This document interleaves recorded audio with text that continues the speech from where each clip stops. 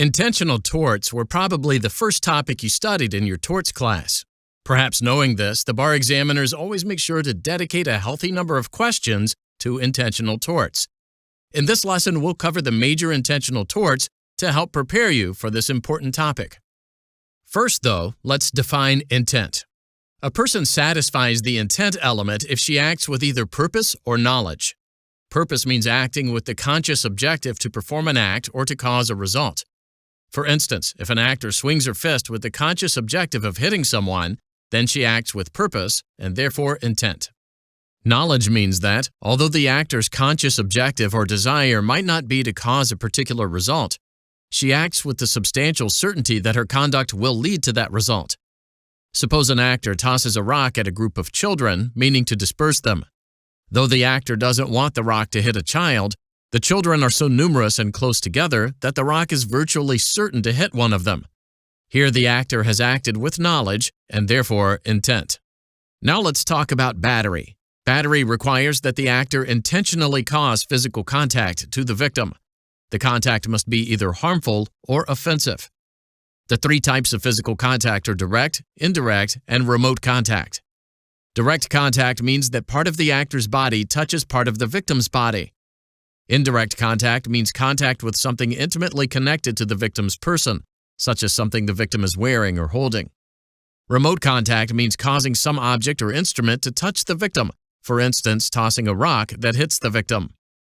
Contact is harmful if it impairs the victim's physical condition or causes physical pain or illness. Contact is offensive if, under the circumstances, it would offend a reasonable person of ordinary firmness. Thus, even if the victim is subjectively offended, there's normally no battery if an objectively reasonable person wouldn't also be offended. For instance, incidental jostling and bumping on a crowded subway isn't battery because most people expect this sort of contact in that situation. Next up, assault. Assault requires an overt physical act that is intended to, and in fact does, place the victim in reasonable apprehension of an imminent battery. The overt physical act requirement imports that words alone, even menacing or threatening words, do not an assault make. Yet words combined with physical acts or considered in context might make a victim's apprehension of battery more or less reasonable than it would be otherwise. In that vein, reasonable apprehension requires two things. First, the victim must actually believe that the actor can and will commit battery upon her. Second, that belief must be objectively reasonable under the circumstances. The actor needn't subjectively intend a battery, provided that she at least acts with substantial certainty that her conduct will cause the victim to apprehend a battery. And the actor need not actually be able to carry out the battery, so long as the victim reasonably believes the actor can. Apprehension doesn't mean fear. The victim needn't fear the battery so long as she reasonably anticipates it. Finally, the apprehended battery must be imminent, that is, without significant delay. Thus, even a credible threat to inflict a battery at some indefinite future time isn't assault. Moving on, let's talk about false imprisonment, which requires that the actor intentionally confine the victim to a bounded area. In addition, the victim must either know of the confinement or be harmed by it. Confinement within a bounded area, in turn, means that the victim's freedom of movement is restrained in all directions. There are various ways to confine a victim, including physical restraint, threats, duress, or even the prospect of severe humiliation, such as stealing someone's clothes in a locker room at a health club. But there's no confinement if the victim has a reasonable means of escape, provided the victim is or should be aware of it. A means of escape, though possible, isn't reasonable if using it would expose the victim to unreasonable danger. For example, if the victim could escape a room only by overpowering a large vicious dog, then there's certainly a means of escape, but it's not a reasonable one. Next up, intentional infliction of emotional distress, or IIED.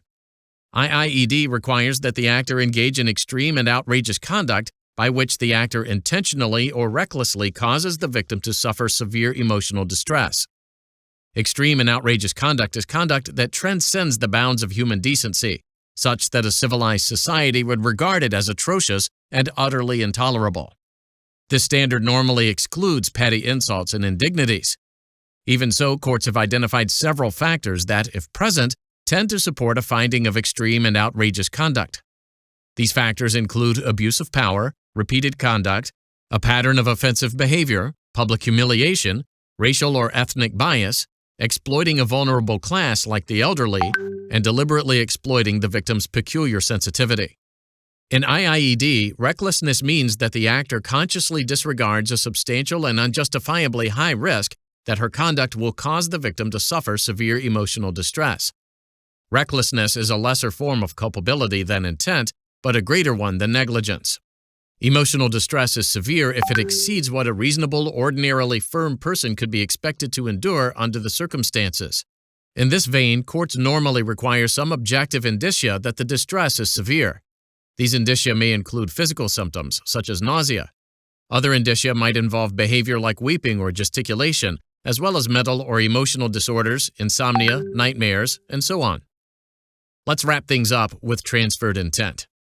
Oftentimes, an actor will intend to commit one tort against one person, yet by mistake or happenstance, she'll commit the intended tort against an unintended person or a different tort against the intended person or another person. Here, the actor is liable as though she intended to commit the tort that actually resulted against the victim who actually suffered it. The example you're most likely to encounter on the bar exam is so-called attempted battery assault. That is, the actor moves to commit a battery, the attempt fails, yet the victim reasonably apprehends a battery. The result is that the actor is liable for assault just as if she'd intended to commit assault.